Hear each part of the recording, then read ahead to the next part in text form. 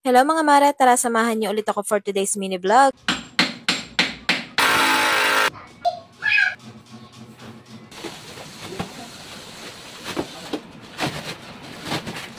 Ngayong araw nga ay aayusin na ng asawa ko itong kusina namin dahil tingnan nyo naman ang itsura, talaga namang napakadugyot na. Tapos meron ngang PVC na nakalagay dito sa lababo at mula nga yan sa ululod na kapag umuulan dyan, dediretso ang tubig sa lababo. Sadyang barado na nga itong lababo namin kaya pinaayos nga namin. Kaya lang nung pinaayos namin ay hindi din nagtagal at nagbabara nga din. Kaya ganito nga muna ang ginawa ng asawa ko pansamantala. Nung una nga ay may mga PVC pipe na nakalagay dito para nga doon dediretso sa labas ang tubig na mula sa alulod at saka sa lababo dahil naglagay nga sila ng panibagong linya. Kaya lang hindi nga din nagtagal ang mga PVC na yon at mabilis nga ding pumutok. Kaya ito at bumili na nga ng panibago ang asawa ko at mas matibay nga daw itong kulay orange kaysa nga dun sa kulay black. Kagaya nga nung una, ay ganun ulit ang gagawin ng asawa ko pero may babaguhin nga lang siya para dire-diretso ang tubig dun sa labas at hindi na nga babara. Ganito nga lang muna ang setup sa aming kusina at saka na nga lang namin papaayos talaga kapag nakaipon na kami dahil malaki-laking ang pera ang kailangan bago nga ito mapaayos. Dahil ang plano nga namin ay magpapadar kami ng panibago dahil ito nga tinitirahan namin ay subdivision at row house nga ito.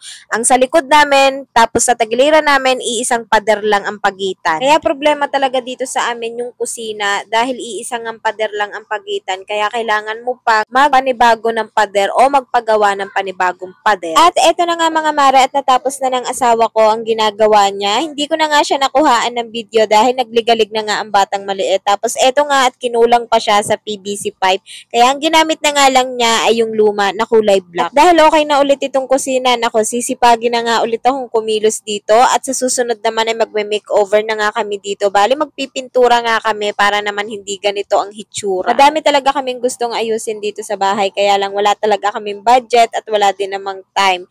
Dahil kailangan pa naming umupa ng gagawa dahil may trabaho din naman ang asawa ko. Kung siya din ang aasahan ko dito, hindi siya makakapagtrabaho. Tapos eto nga mga dinikit kong foam bricks ay pinagtatanggal ko na nga din at ang pangit nga nung tinanggal ko dahil tumutulo pala dito at naiipon nga ang tubig doon sa foam bricks kaya ayan ang pangit. At kapag nakaluwag-luwag nga kami at nagkaroon ng time, magpipintura na nga lang kami dito sa kusina at ang bala ko talagang kulay ng pintura ay kulay white na para maaliwalas tingnan at maliwanag tingnan dahil medyo madilim talaga dito sa kusina. At syempre pagkatapos ng asawa ko ay ako na nga ang naglinis para nga maayos dito sa kusina dahil kapag siya naglinis na ko baka hindi agad matapos at hindi niya maayos kung anong dapat ayusin. At dahil nagmamadali na nga ako at umiiyak na naman ang batang maliit ay hindi na nga ako nag-video at tinapos ko na nga lang itong paglilinis dito sa kusina at eto na nga mga mare nakatapos na ako sa paglilinis at ang aliwalas na nga ulit dito sa kusina. Sana nga sa susunod ay makaluwag-luwag kami para nga mapinturahan namin ito. Pati nga itong PVC ay pipinturahan namin para naman hindi ganyan na ang pangit tingnan. Yun lang muna ulit for today's vlog.